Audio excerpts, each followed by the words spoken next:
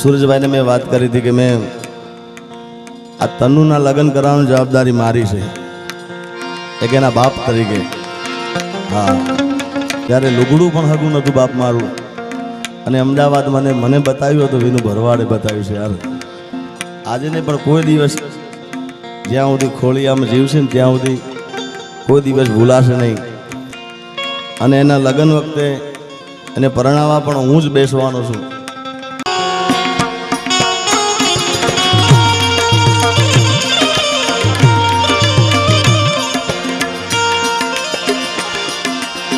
આ તનુના